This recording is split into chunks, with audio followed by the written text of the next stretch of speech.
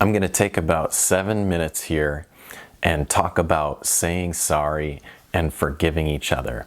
And at the end of this time together, you're going to be able to have closer relationships and present your real self to other people. I don't know about you, but when I was a kid, my mom taught me to say sorry to people when I hurt them. I grew up with 4 sisters. Say I hurt my sister, she would say to me, she'd look me straight in the eye and say, "Now Rob, say you're sorry to your sister."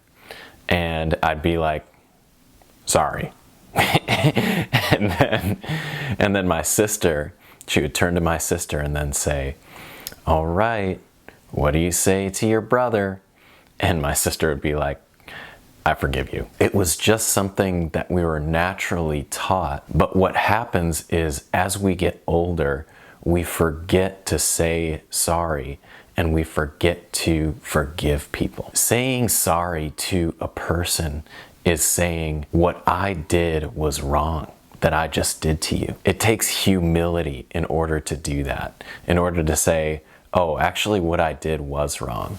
And I think a lot of people don't do it. They don't want to be seen as weak, and they don't want to be seen as the mistake-prone person or weaker. When you say sorry to a person, it gets you closer to them, and it acknowledges, hey, I did this to you and it was wrong and I'm sorry.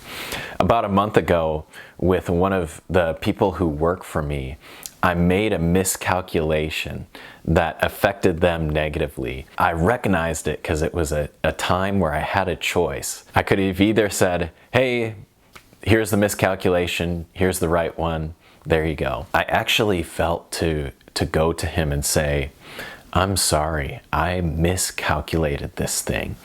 And here it is, and I'm gonna make it right for you. I'd encourage you in life, don't let pride prevent you from saying sorry to another person. So let's talk about the power of forgiveness. When you forgive a person, you're actually saying to them, what you did to me was wrong. It's saying you hurt me, but I'm choosing to release you from the punishment that you deserve. In essence, you're extending that person mercy.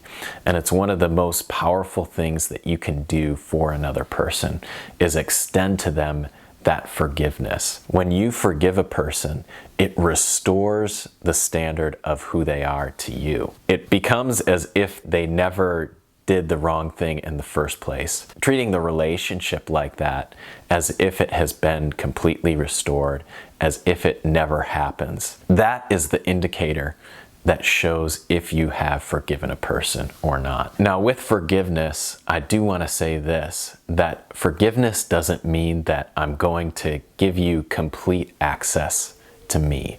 There's also healthy boundaries. If you were to picture it like this, picture Al-Qaeda.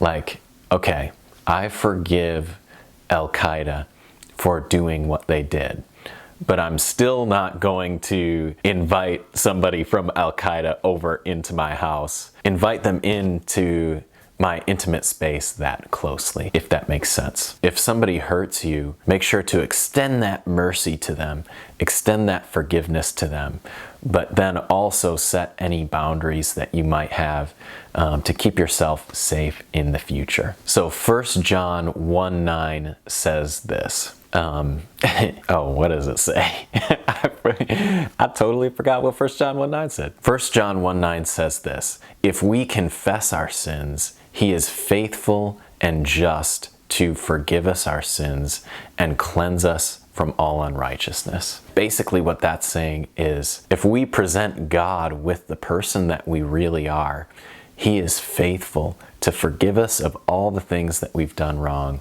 and cleanse us from all unrighteousness. The most beautiful thing about this is you might be feeling a little bit far away from God. When you say sorry and when you come to Him and present yourself as you are, He forgives you in a way that makes it just as if you had never done anything wrong in the first place. It's the gift of forgiveness that we have that has changed my life so much and just created such a joyful life for me. Now, you might be asking yourself, man, Rob, where did you get all this good stuff? Like, this is amazing. I want to show you this book right here. Some of the stuff that I was just talking about, I came up with, but a lot of it is from this book. It's called Keep Your Love On by Danny Silk. It's focused on healthy relationships, how to love another person, how to have good boundaries, and I highly recommend picking this up. I'm going to have a link in the description, and just wanted to encourage you. If you feel far away from God, come to Him as you are.